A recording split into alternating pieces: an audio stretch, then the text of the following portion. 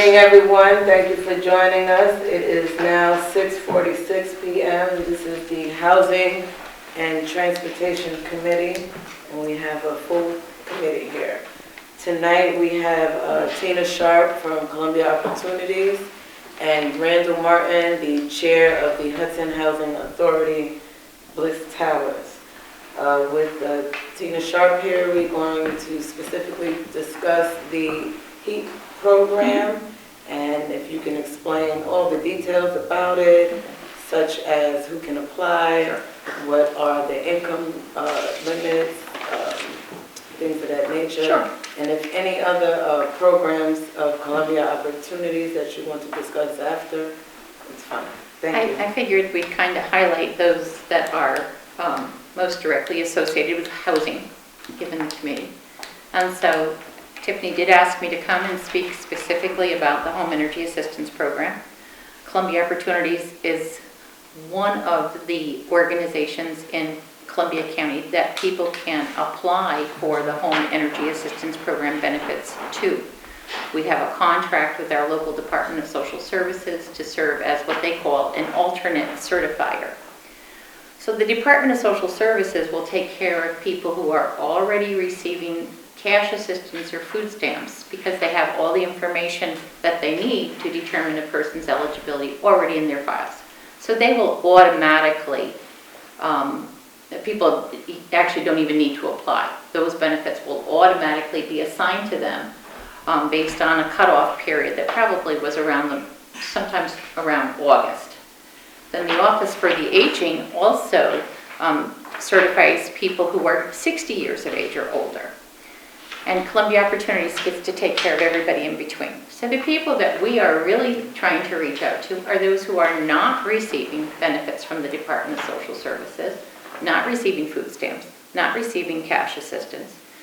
And so most of our people are people who are working, full or part-time. Maybe they are receiving unemployment benefits right now, or they're receiving workers' compensation or short-term disability benefits.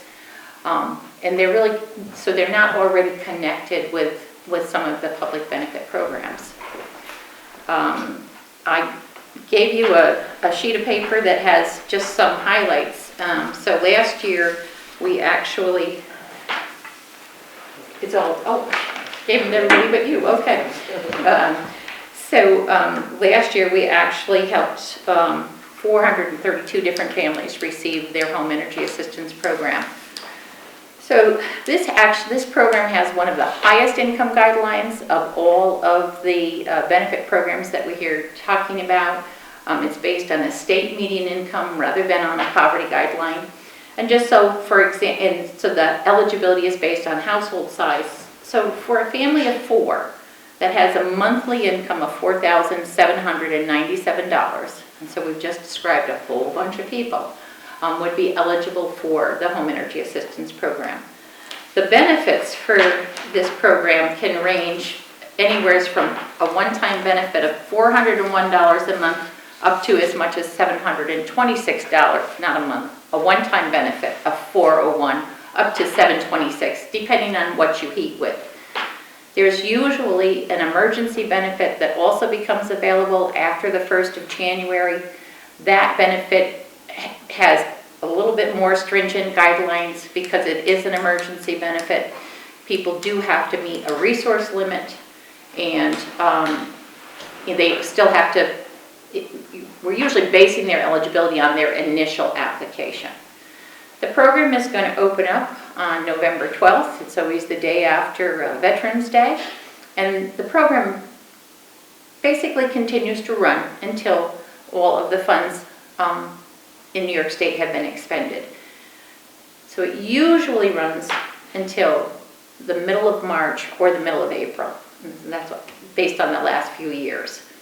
If we have a really severe winter, sometimes additional federal funds become available to the state, and so the benefit period can be extended.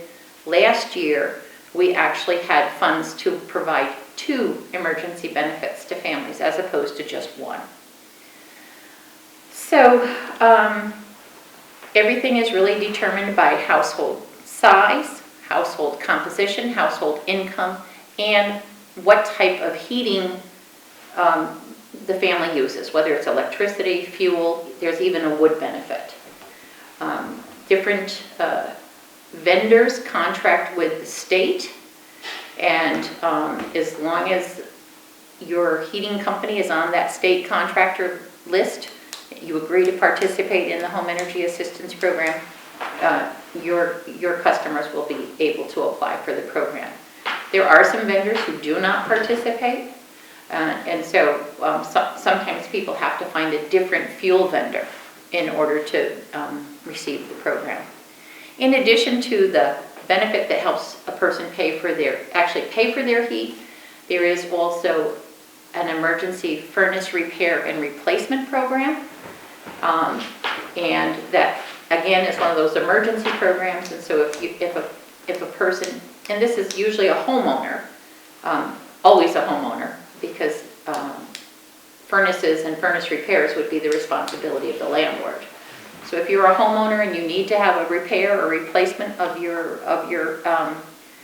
furnace, your boiler, then you may be eligible for some help with that.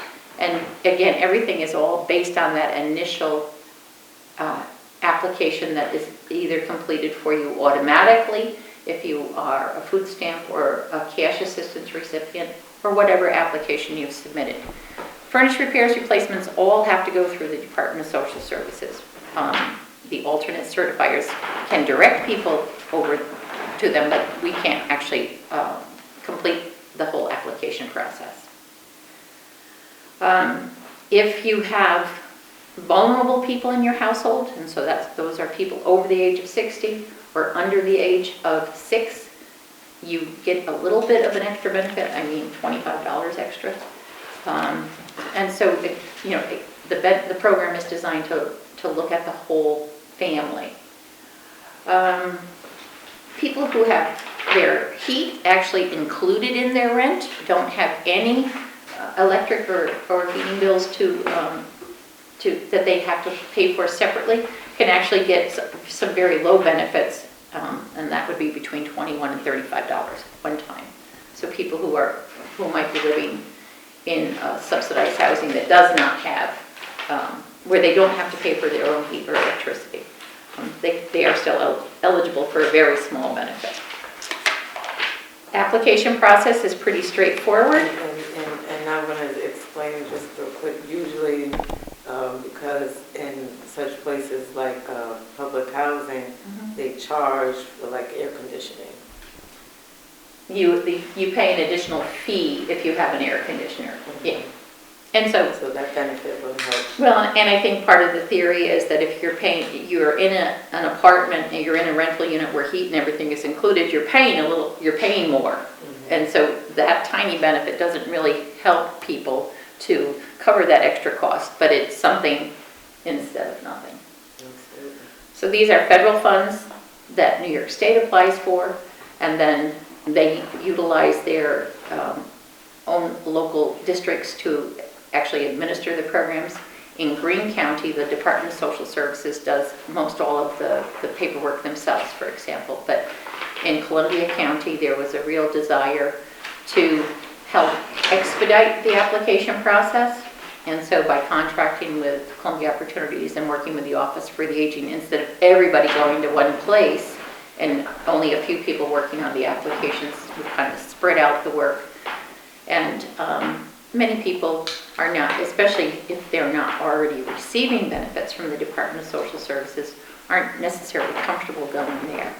And so the Department of Social Services really wanted to take advantage of our good relations and our good reputation in the community. And people were comfortable coming to our office, more comfortable coming to our office perhaps than going to some of the others, because we were already providing different programs and services. Closely related to the Home Energy Assistance Program is our Weatherization Program. Some of the same dollars support our Weatherization Program, as well as other federal dollars that come to us through New York State Housing and Community Renewal. They have the same guidelines, and so we actually have a cross-referral process. So once a person's been certified eligible for the Home Energy Assistance Program, they don't have to complete a whole nother income eligibility process to be eligible for our weatherization program. It's a separate application, but they don't have to have their income determined as eligible. We can use that information that's already been collected through DSS, Office for the Aging, or through Columbia Opportunities. So it just expedites that process a little bit. The weatherization program is for homeowners and renters. The income guidelines, as I said, are the same. We are able to install a number of energy conservation measures in the homes of eligible people. If it is a renter who has applied, the landlord has to agree to participate in the program, and they also have to agree to pay for a portion of the materials that are being installed in their building, because we're improving and increasing the value of the property. We have never had a landlord refuse to assist in that process. Some have just chosen not to participate at all, or they don't have enough eligible people living in their building. So it's all based on the person who lives there first, and then we do an energy audit, and that energy audit determines the type of home energy conservation measures that we would actually be able to install or apply in that person's home. There's a question, Tiff. What are some of the home conservation energy measures? Okay. Any questions from the council? Tina, this is an annual application, right? It's every year, even if anything doesn't change, it's annual, right? Well, so because we always have last year's information, the only thing that people have to do is really update it. So if there's been a change of income, we need to have a change of that income eligibility, of the income documents. But the person, if they still have the same vendor, we don't have to go through and get a copy of the bill from the vendor. If it's still the same family, we don't have to get new birth certificates or social security cards or any of that stuff, because it's already been, that application has already been registered. And so we really are we really only have to go through the process of updating. When you mean vendor, if it's propane heat or Yeah, whoever's providing. Yeah, if you've been getting your oil from, Suburban, and you're still getting it from them, we don't have to worry about verifying the account or establish that there's an account present. If you only have National Grid, we have that information on file unless you've moved, and then we would just need updated information. So it is probably one of the easier programs in some ways to apply for. There are, as with every program, there are some unusual or peculiar rules that might apply to a particular family or household. There's different rules for if somebody's a boarder in the home as opposed to being a child or even an adult child. And so those types of relationships get explored a little bit in terms of HEAP. Weatherization programs eligibility criteria is almost exactly the same. We do have a couple of additional quirky things. The rules are really supposed to be aligned, but when you have 2 units of the federal government, 1 unit of state government, and then sometimes the alignment gets a little bit off. But they're essentially the same from an eligibility perspective. And you weatherize, had some in mobile homes. You weatherize mobile homes too, correct? Mobile homes are one of the most affordable housing opportunities that exist in Columbia County and exist throughout New York State. Not a lot of mobile homes in the city of Hudson. We've got a couple. But in terms of the rest of the county and what winds up being affordable to people. And so we weatherize quite a few mobile homes. And we've actually worked with some of the local parks, and we have helped to convert people from kerosene to natural gas, which is a much more efficient and a much cleaner source of fuel for them. Many mobile homes are extremely old. Many of them still have the original furnace that was installed. They're not necessarily efficient.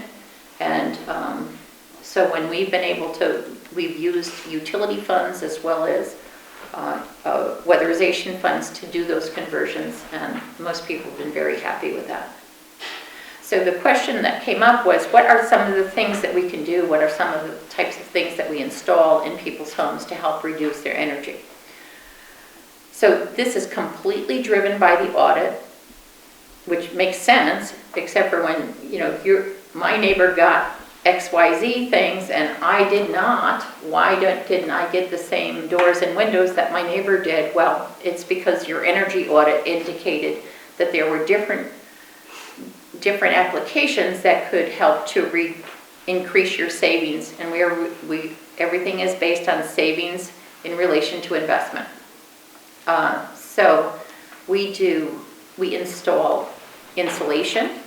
That can be blown-in insulation, that can be rolled insulation, that can be foam insulation, depending on your home. We do replace furnaces and boilers if somebody's got very old and inefficient heating equipment.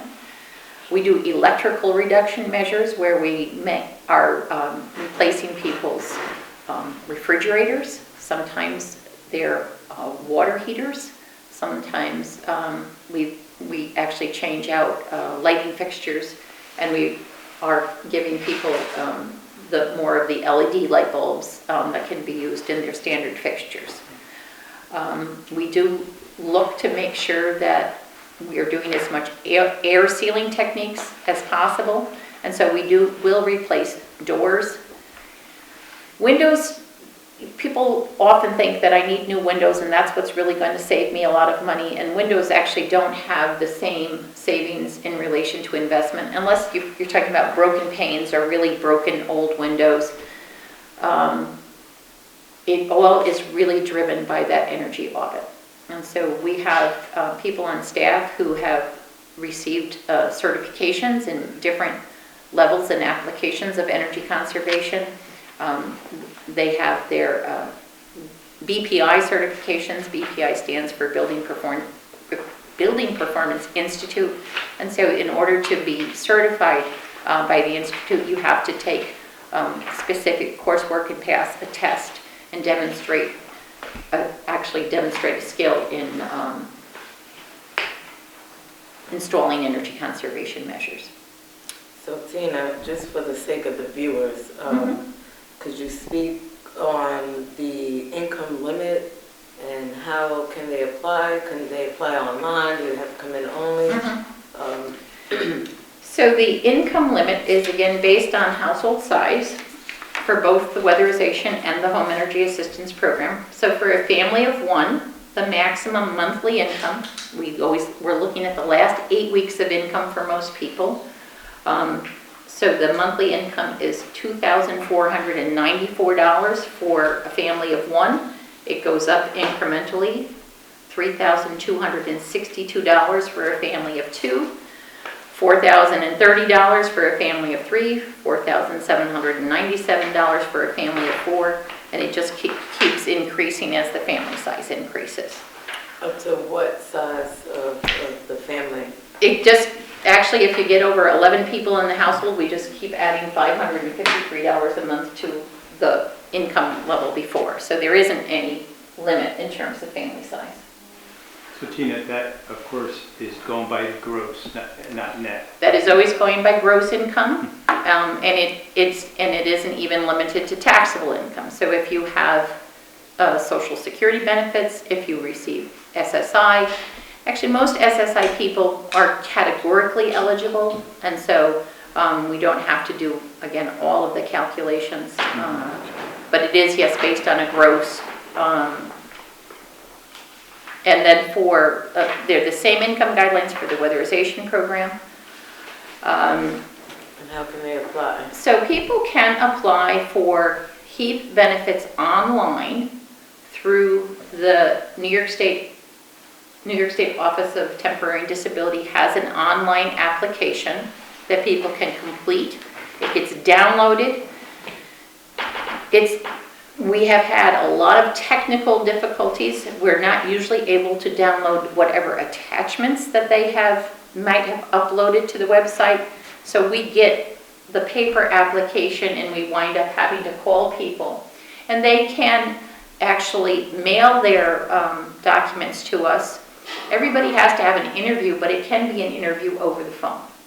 And so we do an awful lot of mailing of documents back and forth. And as Dominic was noted, if we already have your social security card, we already have the birth certificate that proves you have a child under the age of 6, you don't have to do that again. And so we are always looking at what records we have on hand. We have a question in the audience? My question, I believe, was answered as you Okay. were continuing to speak. Thank you. Yes. I do have a question. Can you please state your name? Diane Emerson. And your ward? Oh, I live in Greenport. Thank you. I have a question. My son lives in a mobile home. It's him and his daughter. Kerosene, heater, fuel. Does not have any other source of heat No, it's other just than the one. kerosene heater? No, no, that's the only source of heat Okay. that he has. Mhm. Okay. Now, what is a guide? I heard what you said about guideline. Okay. Now, can he pick up application like at Columbia Opportunities? Yes. Okay. Or if he wanted to call our office, we would mail out an application, Mhm. and I can give you a phone number. So what exactly, what type of, what would he need as far as wage statements? So we would be looking at the person's wage statements, Mhm. usually, so if they get paid every 2 weeks, we're looking for probably 4 wage statements. If they get paid every week, we're going to be looking for 8 wage statements. If a person receives Social Security, if they have received a benefit award letter, or everybody gets those, gets a letter usually that tells them what their benefit is going to be, or so whatever combination of income. So we just need to verify that. Yeah, he just works at Walmart, so. Yeah, so, and his pay stubs. Uh-huh. And then, Birth certificate, social security card, you need all that stuff? we're going to need to have copies of the Social Security card. For the Weatherization Program, we don't need to worry about age, because the benefit is the same whether you're under the age of 60 or under the age of 6. For the Home Energy Assistance Program, we're good. If they have a child under the age of 6, we would need a birth certificate just to verify. She just turned 6. Yep. Not gonna work. We have on the application, we have a checklist that identifies everything that needs to be returned. If we don't get everything back in the mail or the first visit, we'll work with the individual to help them get whatever documents they need to get together. Okay, then you said weatherization. Mhm. Okay, the landlord per se lives in Florida. Yeah. Okay, how would that work? And say the furnace needs to be serviced or anything like that, how would that work? Well, we would wind up having to work with, if it's owned by somebody other than who's living there, then there's certain paperwork that we would provide to the landlord, and we'd have to get the landlord's permission to enter the premises, just to do the energy audit. And then we would, once the audit, the landlord has to agree to pay for the audit, and whatever they pay towards the audit gets credited towards the work that we would complete. So once we do the audit, we come up with we come up with a building work summary that includes everything that the audit calls for, how much it would cost. We assume all of the cost of the labor. We use our grant funds to pay for that, and the landlord is usually just responsible for the cost of the materials being installed. The exception to that would be if the landlord falls within the weatherization income guidelines, then the landlord is generally not responsible for having to make any payments. So when the landlord is out of state, it is a little bit more complicated, but we do work with landlords all over, not just in New York State. And most landlords are very happy again to have us invest our resources into their property. you've said a couple of things. So for example, if your son only has a kerosene heater to heat with, I'm not sure that the landlord is providing all of the accoutrements that a landlord is required to provide in New York State. And that, there may be some other things that really need to be looked at under those circumstances. You might have to look at the lease too. Now, in terms of this, if someone is a tenant, is there a requirement of a lease, a long-term lease, so the repairs don't get done, and then the landlord says, "Oh, I can get more rent if I." There is a requirement that the landlord would agree to not increase the rent as a result of the investment in the property for a period of about 2 years. It's not really long-term. Okay. I would say that that's a difficult aspect to enforce.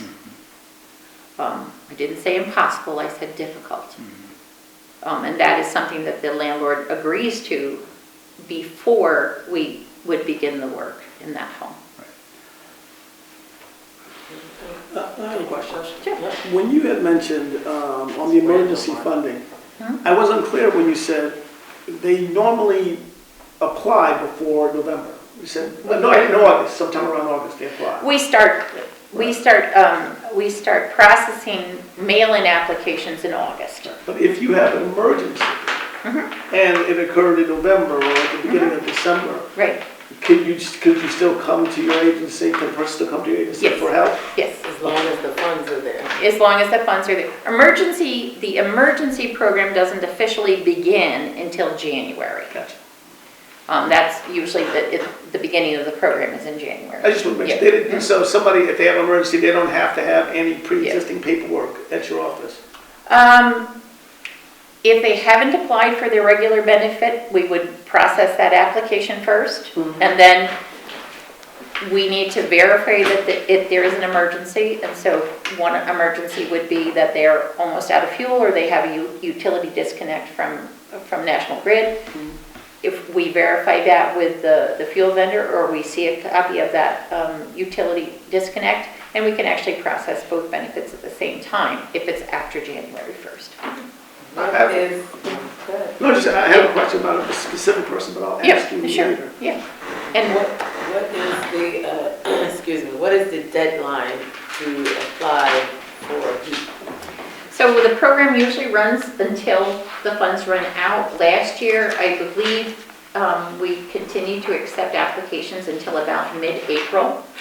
And so a lot of that is driven on how cold it is, how much funds have been available, whether additional funds have been made available because of it being a more extreme.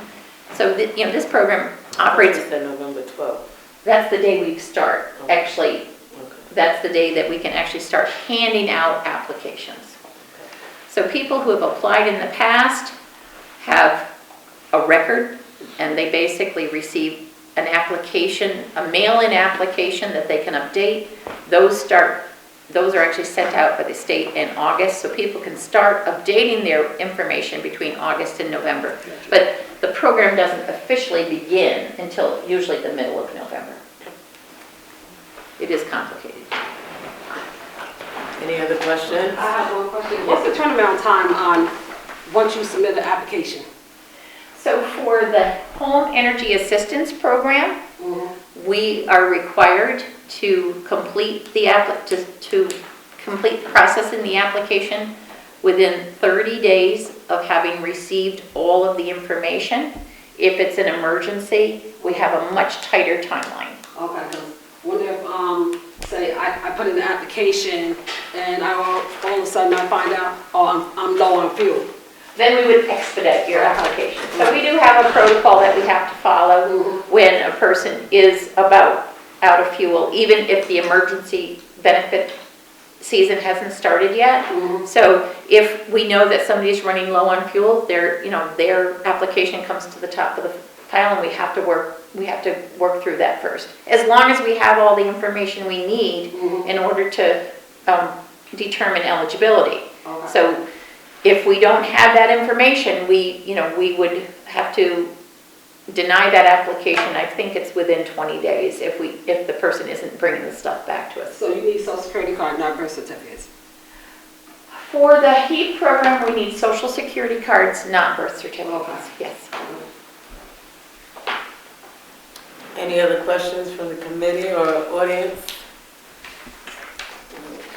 Yes. Tina, just, could you repeat your name, title, organization, and the address? Sure. And phone number. My name is Tina Sharp. I'm the Executive Director of Columbia Opportunities. Our office is located at 540 Columbia Street in Hudson. We have the benefit of public parking right across the street, so that makes it easier for a lot of people, and we are also wheelchair accessible. Our telephone number is 518-828-4611, and people can call between now and November 12th, and we've already got a lot of applications in envelopes ready to go out. So if they've never received an application in the past, I would encourage them to call us, and we can make sure that they get one as quickly as the program opens. If they have any questions, we have staff available to answer those questions now. And so the number again is 518-828-4611. We also have a website, columbiaopportunities.org, that has information about our programs and services, and you can find us on Facebook too. Well, thank you, Tina. Thank you for...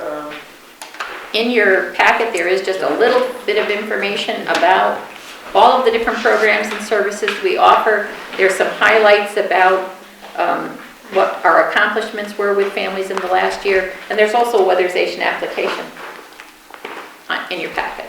Can't give you a HEAP application yet because not allowed to. Would you? Absolutely. You said you have any application or you don't? I do have an application that I'll be handing you as I walk out the door. Okay? Thank you. All right, thanks so much for having me. Thank you. My card is on your packet. Feel free to give me a call. Kim Smith, who answers, Kim Smith, who answers the phone, knows everything inside out. Do you have extras? Can I have those to leave for the rest of the council? Sure. I need one. Absolutely. Thank you. I can bring more over too. Thank you. I think you're in my Rolodex anyway, Tina. Let's see, I've got to go this way. Bye, Tina. Bye-bye. Thanks for having me. So there it is. Just trying to hand these. I gave them. You did? Oh, not one of those, right. But, All information on the next one. Okay, guys, now we have Randall Martin here. He is the chairman of the Hudson Housing Authority. And as we all know, the Housing Authority here in Hudson is going to convert to Rad conversion. And can you explain more of what the program consists of and what the people can look forward to? Well, the Rad program, first of all, did you guys get a copy of the stuff that we sent over? Or should I distribute to you now? I gave them what some stuff in. Well, I have a copy for each one of you. And Rad is the rental assistance demonstration. And let me just give you guys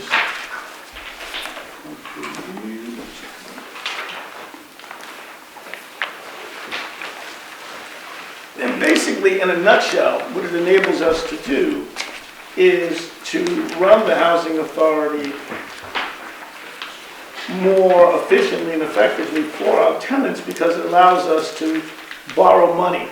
Over the years, the federal government has been reducing the amount of money that we get, especially in our capital funds program, which helps pay for repairs for you. And these two for you. And that page that you're looking at now, Dominic, actually has a very good illustration that really talks and speaks to why we chose to do the Rad program And basically, it makes our agency more sustainable as a public entity. It allows us to borrow money to effect repairs, capital repairs in the building, whereas as just a regular public housing authority without the conversion, you don't have that ability to do that. So we've been in this process for over a year now. We've given the same documents to our tenants. We've explained to them what the process is through a series of public meetings so that they have a good idea of why this is a good move structurally for the housing authority. What it allows us to do is we're in the process of borrowing about $2 million. And that $2 million is going to help stabilize the building for the next, hopefully, 10 years.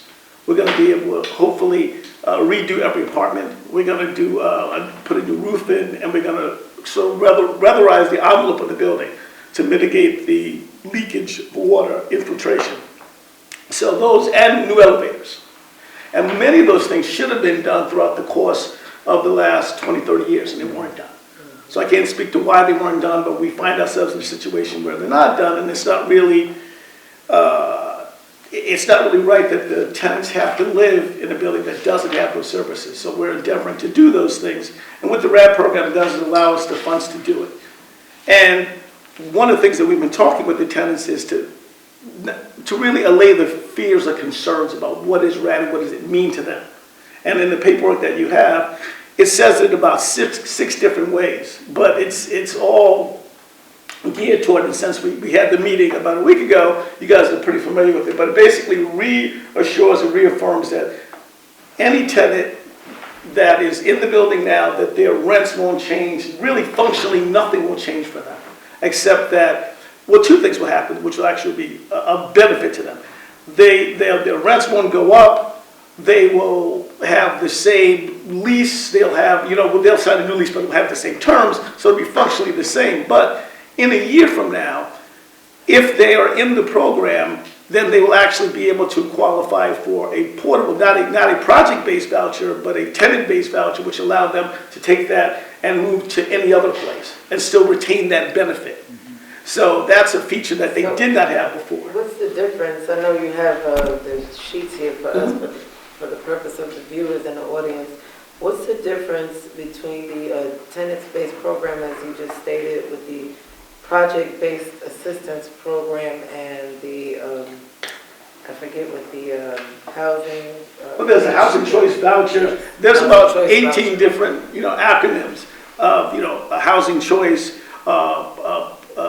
tenant-based vouchers, project-based vouchers. The project-based vouchers is what they have now, which is tied to Bliss Towers specifically. What they'll have is more of a HCV, which will allow them to make that portable. And the terminology here it gives them portability and mobility to be able to go to different places with that same voucher, which is a feature that they didn't have before. And really, those are really the fundamental changes, but people are always concerned that when there's changes that it may affect them in some way negatively. And we fought very hard so that that wouldn't be the case. And the state makes sure, as described in each one of these different subsections and different categorizations of moving and what we're obligated to do, that nothing really changes for the tenants. And so that really is fundamentally what we've been telling and proving to the tenants and to the city that's the case. So the project-based voucher goes away completely now. Now it's just a new voucher system. Once you sign the new lease, it's no longer called Right. It's not a PVR, or PVB, it's a HCV, or housing-based voucher. Okay.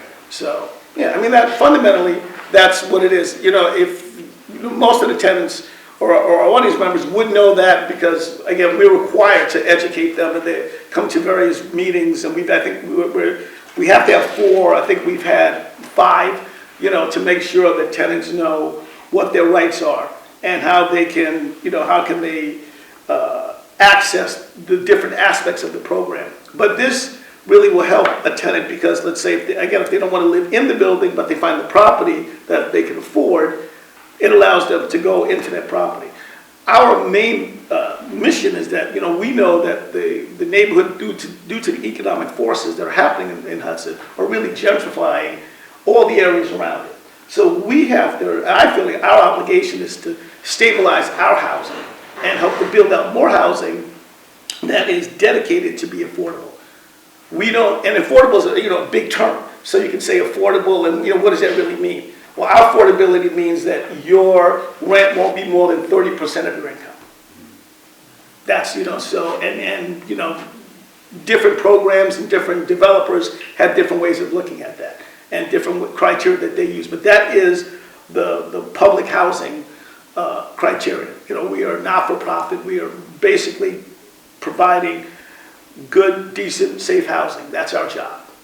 And so, again, with this infusion of money, we're going to be able to do that in a way that we haven't been before. I think we've done a great job in the last couple of years since I've been on the board with facilitating the common areas and the grounds and a lot of other, units that we've been able to fix. We've replaced the backup generator, a lot of structural things, and it looks better, and I think the tenants feel better about it. But with this money, it allows us to get to the nitty-gritty of structural repairs that make the building safer and better. And so that's really in a nutshell. Maybe last longer than 10 years. Yeah. And so, actually, I don't know if this is a good to bring up on camera, but when she was talking about it, it would be interesting to have a conversation with Weatherization to see if the windows might be something that they could cover at a grant, because the windows in our building are the original windows.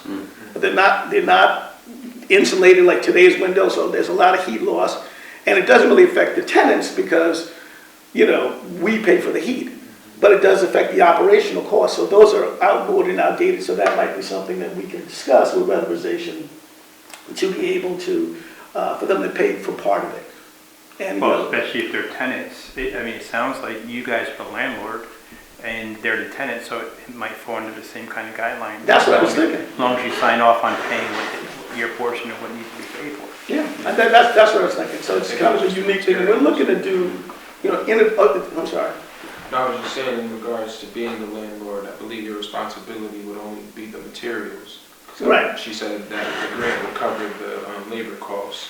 And that would be tremendous. Our goal is to really revitalize the building, and we've, as the new chair, my goal is to be transparent and have a dialogue with the city. It's not the housing authority's issue for public housing. It's the city. It's all of us that have to work together to make sure that we provide the resources that people need. And there seems to be a new attitude and synergy toward meeting those things. So I'm very encouraged to be able to meet with you guys. I'll come every month. And we want you guys to come to our meeting so that we continually are on the same page. And we don't have a situation like last year in which we were not on the same page.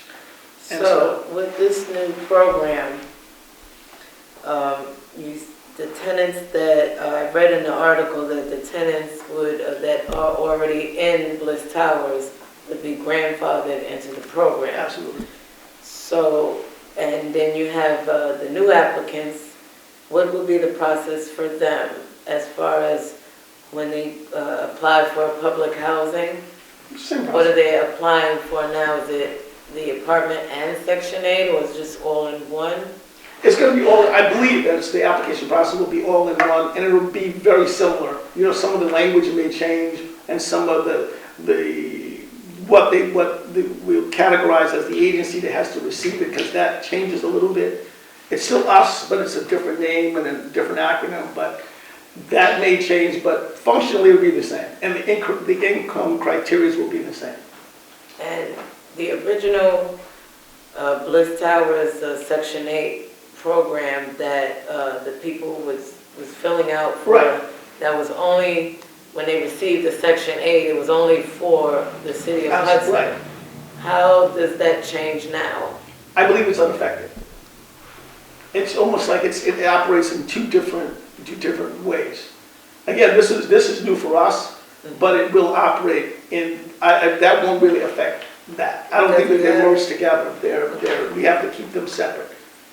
So you're gonna still have that program just for within Hudson? Is that what you're saying? Yes, to the best of my knowledge. I mean, I'm the chair, I'm not the executive director, so I don't want to overstep and say something that's not correct. But to my knowledge, that is separate. Like what we're creating is a new program that allows the tenant-based or project-based vouchers to be converted. But that doesn't really sort of interfere with the Section 8 program that exists now, because we actually administer that separately and as a fee. So now we'll have our own Section 8 program in a way. So the Section 8 program that you guys have already is just for within Hudson.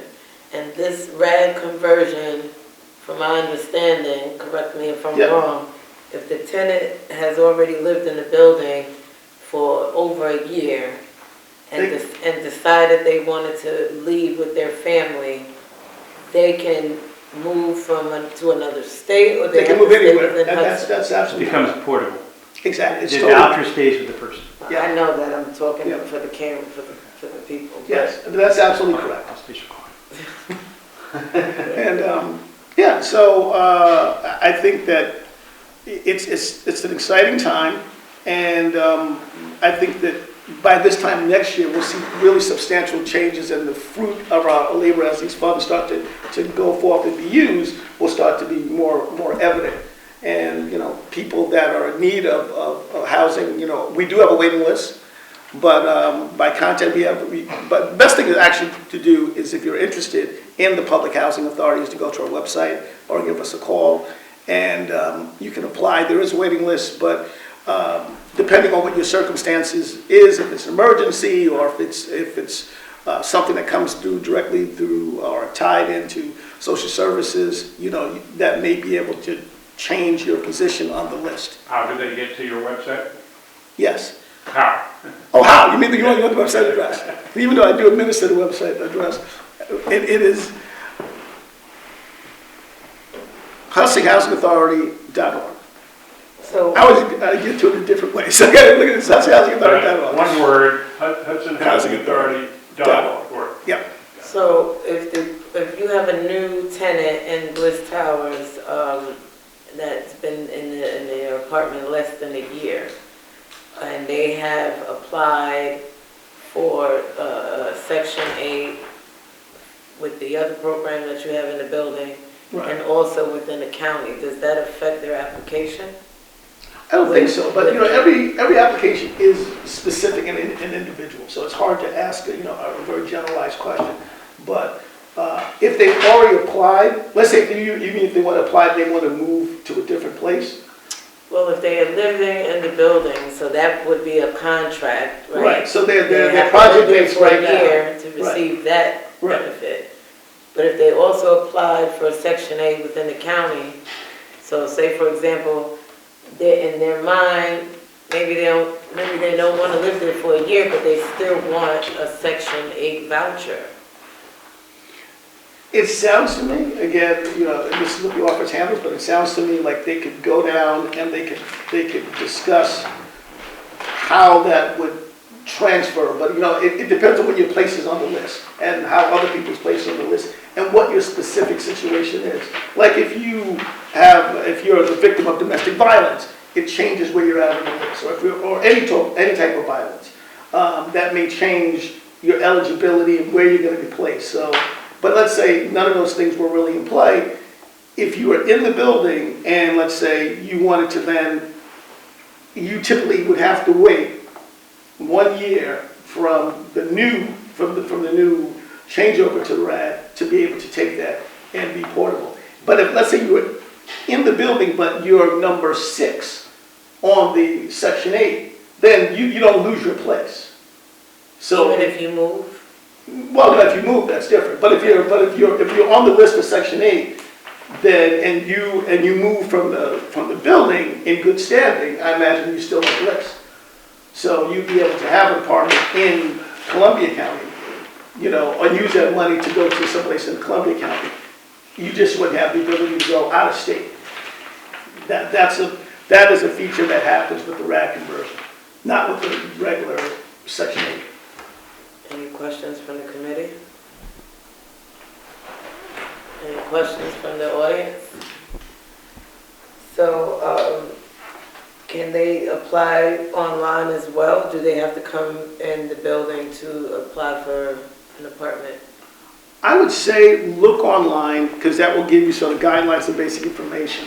I think that ultimately all the things that you have to do, you're better off coming down into the office and then seeing the office staff, and they'll tell you what paperwork that you have to bring and how you have to apply and what the criteria are.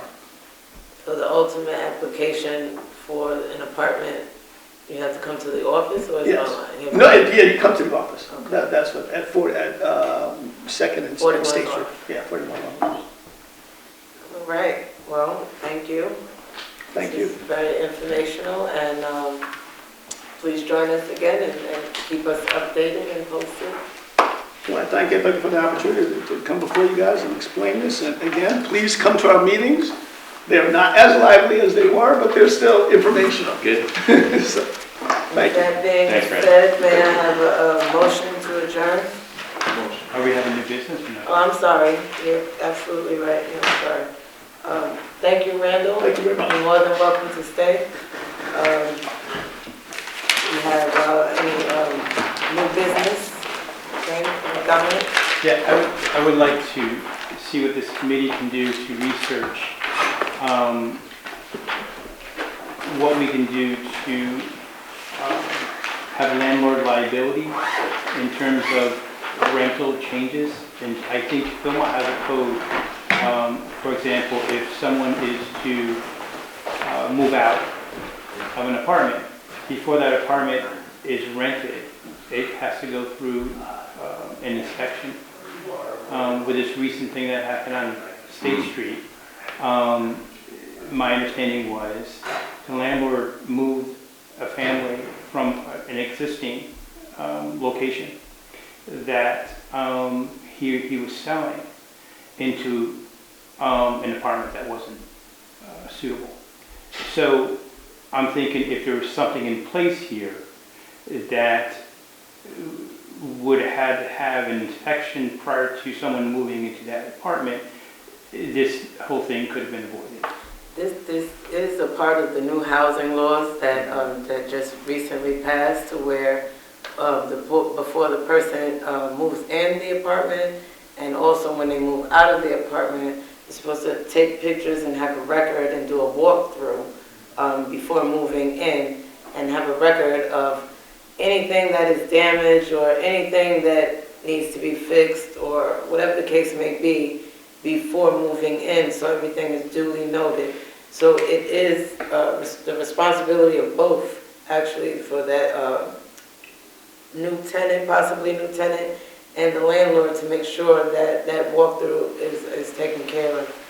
We in the city, you know, can have something in place and have that enforced, or let it be known, or Well, I was wondering, are you have something saying, attached. do you like a civil penalty? Like we would actually Absolutely. use the code enforcement officer to say, in this case, Bill Geller, you're in violation of X and you're Well, fined code X enforcement amount. comes in and certifies that apartment to be rented again.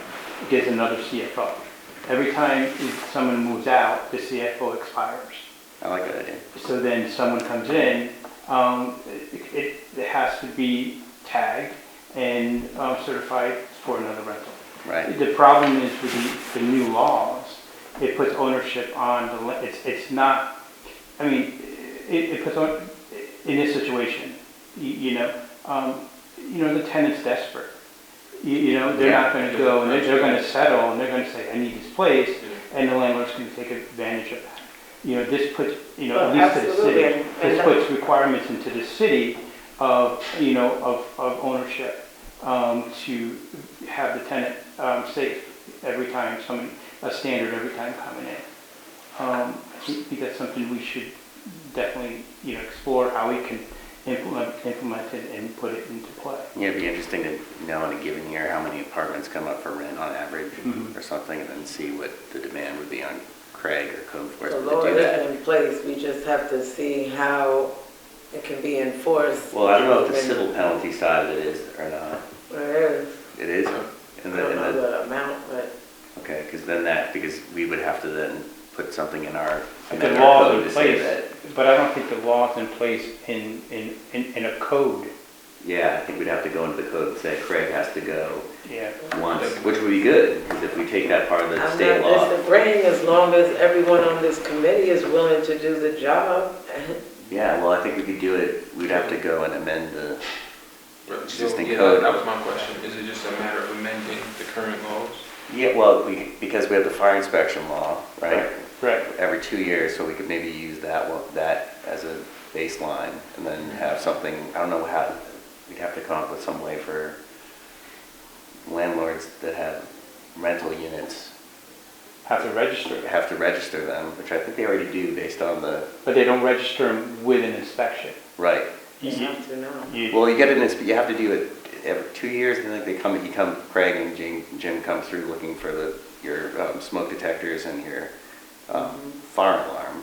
But I think that's more commercial, because fire alarms don't have to be in certain apartments. Oh, they do, no, they do. they inspect everyone, but it's every 2 years, but they don't look at the furnace, they don't, well, I think he might, but they don't go around looking to see, Right. oh, your shower's broken, or the windows are broken, or there's mold everywhere, or there's Mhm. something, so we could maybe expand the criteria. And that was mainly one of the issues that just recently happened on State Street was very bad, and mold Yeah, is one of the issues. So for that, for example, if the tenant is not reporting it, there's nothing really that can be done, and that's why walkthrough is so important, and taking pictures, and keeping a record. I guess it would have to be like,